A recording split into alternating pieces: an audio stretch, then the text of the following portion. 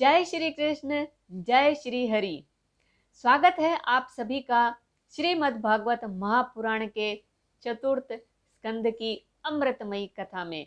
पिछले भाग में हमने तृतीय स्कंद में सृष्टि रहस्य, वराह अवतार और कपिल देव के उपदेश सुने। आज हम जानेंगे स्वयंभुव मनु के वंश की अद्भुत घटनाएं, ध्रुव महाराज की अतुल भक्ति, प्रजापति दक्ष का यज्ञ और शिव विष्णु महिमा। अगर आपने चैनल को सब्सक्राइब नहीं किया है तो अभी कर लीजिए, ताकि आने वाले सभी वीडियो की लिंक आप तक बिना विलंब के पहुंच सके। सृष्टि के आदिपति ब्रह्मा के पुत्र स्वयंभू मनु से यह कथा आगे बढ़ती है। मनु की पत्नी शतरूपा से उनके दो पुत्र प्रियव्रत और उत्तानपाद और दो पुत्रियां आकुति तथा प्रसूति हुई। आकुति का विवाह ऋचिक मुनि से और प्रसूति का विवाह प्रजापति दक्ष से हुआ। इन वंशों से आगे अनेकों देव, ऋषि और महापुरुष उत्पन्न हुए।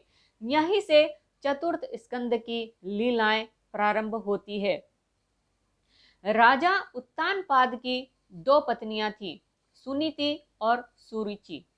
सुरुचि अधिक प्रिय होने के कारण उनका पुत्र उत्थान ही राजा का लाडला था। एक दिन 5 वर्ष के बालक ध्रुव, जो सुनीति के पुत्र थे, अपने पिता की गोद में बैठना चाहते थे। सुरुचि ने कठोर वचन कहे, यदि गोद में बैठना चाहते हो तो पहले भगवान का ध्यान कर मेरे गर्भ से जन्म लो। यह अपमान ध्रुव के बाल हृदय को चुभ गया। उन्होंने माँ सुनीति से पूछा, माँ, ऐसा कौन है जो मुझे ऐसा स्थान दे सके जहां से मुझे कोई हटा न सके। माँ ने कहा, बेटा, केवल भगवान नारायण ही सर्वोच्च स्थान दे सकते हैं। ध्रुव बालक होने पर भी अडिग निश्चय कर अकेले जंगल को चल पड़े। रास्ते में उन्हें नारद मुनि मिले। नारद ने समझाया कि 5 वर्ष की आयु में इतनी कठिन साधना कठिन है, पर ध्रुव ने दृढ़ता दिखाई। नारद ने उन्हें मंत्र दिया, ओम नमो भगवते वासुदेवाय। ध्रुव ने मधुवन में गहन तपस्या आरंभ की। पहले 3 दिन फल पर, फिर पत्तों पर, फिर जल पर, अंत में केवल प्राण वायु पर जीवित रहकर 6 मास तक अनन्य भक्ति की। उनकी कठोर साधना से देवगण विचलित हो उठे। स्वयं भगवान विष्णु प्रकट हुए। शंख, चक्र, गदा, पद्मधारी 4 भुज रूप में। ध्रुव स्तब्ध रह गए, वाणी बंद हो गई। भगवान ने उन्हें दिव्य ज्ञान दिया और वरदान पूछा। ध्रुव ने कहा, प्रभु, अब मुझे राज्य या स्थान की चाह नहीं, केवल आपकी सेवा चाहिए। फिर भी भगवान ने उन्हें ध्रुवलोक अक्षय स्थान प्रदान किया, जो सप्तऋषि मंडल से ऊपर अचल है। आज भी उत्तर ध्रुव तारा उसी ध्रुवलोक का प्रतीक है। ध्रुव की यह कथा हमें सिखाती है कि दृढ़ संकल्प और अनन्य भक्ति से असंभव भी संभव हो जाता है। चतुर्थ स्कंद का दूसरा महत्वपूर्ण प्रसंग है प्रजापति दक्ष और उनकी पुत्री सती की कथा। दक्ष की कन्या सती का विवाह भगवान महादेव से हुआ। शिव तपस्वी, निर्विकार और बैरागी थे। दक्ष को उनका यह विरक्त स्वभाव स्वीकार नहीं था, किंतु सती शिव में पूर्णतः समर्पित थी। यज्ञ में अपमान। एक बार दक्ष ने विराट यज्ञ का आयोजन किया, पर शिव और सती को आमंत्रित नहीं किया।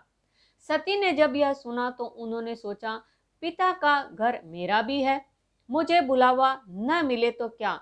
वे यज्ञ में पहुंची, पर वहां पिता ने शिव का अपमान किया। सती ने यह अपमान सहन न कर यज्ञ अग्नि में योग बल से अपने शरीर का त्याग कर दिया। समस्त देवता स्तब्ध रह गए। वीरभद्र का प्रकोप। शिव को जब यह समाचार मिला तो उनका क्रोध अग्नि सा भड़क उठा। उन्होंने अपने जटाओं से वीरभद्र और भद्रकाली को प्रकट कर यज्ञ मंडल को ध्वस्त करने का आदेश दिया। वीरभद्र ने जाकर यज्ञ को नष्ट किया, देवताओं को पराजित किया और दक्ष का सिर काट डाला। शिव की क्षमा और विष्णु प्रकट। देवताओं ने ब्रह्मा की शरण ली। ब्रह्मा ने सभी को समझाया कि शिव स्वयं ब्रह्म के अंश हैं, उनका अपमान किसी के लिए हितकारी नहीं। सब ने मिलकर शिव से क्षमा याचना की। शिव ने करुणा दिखाते हुए दक्ष को पुनः जीवन दान दिया, पर नए सिर के साथ जो बकरे का था। तब भगवान विष्णु भी प्रकट हुए और समस्त देवताओं को उपदेश दिया, शिव और मैं एक ही परम सत्य के दो स्वरूप है। जो शिव का अपमान करता है वह वास्तव में मेरी ही निंदा करता है। यह प्रसंग हमें सिखाता है कि सभी देवता एक ही परम ब्रह्म के विविध प्रकाश हैं, उनमें भेदभाव नहीं करना चाहिए। अन्य प्रमुख घटनाएं कुछ इस प्रकार है। प्राचीन बरही राजवंश। राजा प्राचीन बरही की कथा आती है, जो कर्मकांड में लीन थे। महर्षि नारद ने उन्हें भक्ति और वैराग्य का मार्ग दिखाया। पुत्र और राज्य सुख अस्थायी है, भगवान का स्मरण ही शाश्वत है। पृथु महाराज। पृथु को स्वयं भगवान का अंश माना गया। उन्होंने प्रजा को धर्म मार्ग पर चलाया, धरती को दुग्ध पिलाकर समृद्ध किया। उनका शासन आदर्श माना जाता है। चतुर्थ स्कंद हमें गहन शिक्षाएं देता है। पहला, भक्ति की शक्ति। बालक ध्रुव की तपस्या बताती है कि उम्र कोई बाधा नहीं। दूसरा, सम्मान का महत्व। शिव का अपमान और उसका परिणाम दर्शाता है कि ईश्वर के किसी रूप का अनादर नहीं करना चाहिए। तीसरा, वैराग्य और ज्ञान। नारद का उपदेश बताता है कि कर्म कांड से अधिक भक्ति और आत्मज्ञान महत्वपूर्ण है। चौथा, धर्म राज्य की आदर्शता।